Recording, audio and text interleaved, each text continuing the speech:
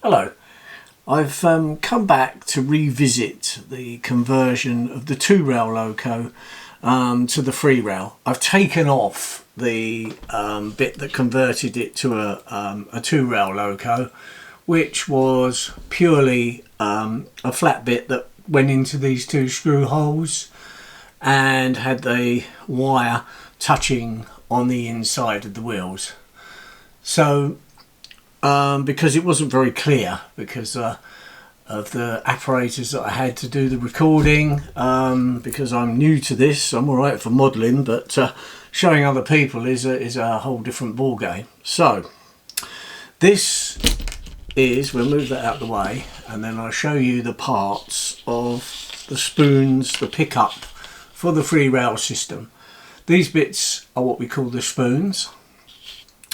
This is the main piece that goes through the chassis of the loco. There is a spring in it. I don't know if you can see that. There is a spring just there, and you need to put the spoon underneath the spring so that it bobs up and down.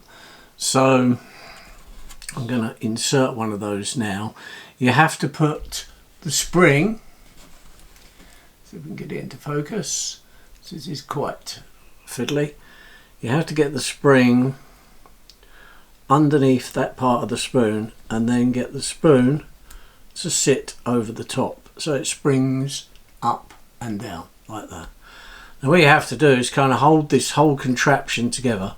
I can take that screw out for the moment. So you have to hold that one in and then do the same the other end. So I've got the spoon and now pushing that through like so. Get that up over. Then you might have 3 or 4 goes at this before you get it. It's fiddly, but once you've got it, you've got it. Well, that bit's moved up, so that might not help a lot. So I'll slide that back. But that's what holds the spring flat on the actual main bit. So now, yep, we're in business here, I think. Yep, that's it. We've got that round, that bit's fell out. Right, okay. You've still got to have this underneath it though. That's it. So now the spring is holding those spoons. So with that bit in the middle, like so, line it over with the hole and push it down. Then the next thing you need to do with that is to put the long screw through. Push the long screw through like so and hold it with your thumb. Now then we have an insulator. It's a Paxolin. It's normally bigger than this. It's because I used it on another loco that I modified it slightly to fit, but it wasn't very successful, so I took it all off. Some things fit quite easily, some don't. So now we've got that main bit and you can see the spoons, whereas before when I was talking about it you couldn't see how it worked. Now you can. Right, so you've got to hold that. Now I'm going to bring the loco chassis across here now, and you can see right in the centre, let's get a paintbrush and I can use it to point out the bits. There you see the hole, that's the hole, comes up, and then you can see these two little lugs here.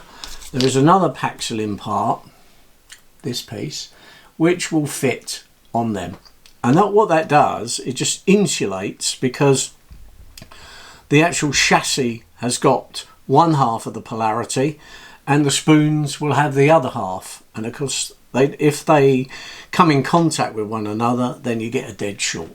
So what we're going to do now is hold that underneath. This is the good bit, because if you don't get it right it'll all fall to pieces and you start again. So I'm hoping that just slots in. Yes.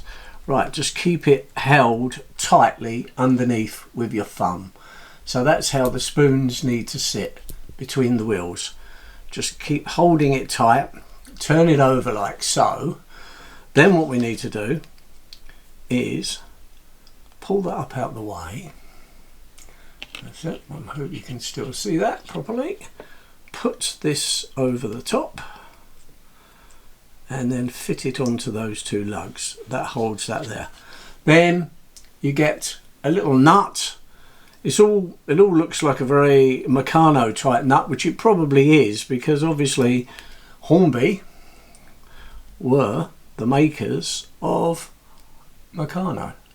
So that's why a lot of these bits, you can see a little bit of solder, because what I've done, I've actually undone what I did the other night, but of course you couldn't see it properly, so it's not fair for me to try and demonstrate something. And then I actually sat down and watched it myself, and I thought, well, if I was doing this for the first time, I wouldn't have a clue either. So yes, I had a comment on it, and it's very justified, the comment. And I then done some research in how I could get some kind of better overhead photography so that I could show people. So hopefully that will never happen again, but it's all a learning curve for me. Like I said, I've been modelling for years, but I haven't been making YouTube videos for years. So that's it. Right, now I've just got a pair of pliers. I'm just going to tighten that up a little bit, because once you can pull all that up tight, then you know that it will all hold together. I can turn it upside down there. You can see the spoons. There they are. Get them nice and straight, because obviously when the loco's moving round on the bends and things, the front one will miss the third rail and the back one will pick up, and vice versa when you're going the other way. That's how it kind of works. It does work quite successful, really. So I'm just doing this nut up. That's it, like so. Then all I need to do then is to resolder that wire back on to that nut, which is there. Okay, so that solders back on to there, and then that wire goes through the suppressor and into the motor, like so, into the brush. So that connects to the brush. That's what that silver bit is. It goes into the brush on the motor, and contact's made. Then when you put it onto the track, obviously it has that third rail, and that's what the spoons rest on. So I hope that's a much clearer explanation than what I did before. So I will use this technique now to show more things as we progress through. So anyway, thank you very much for that.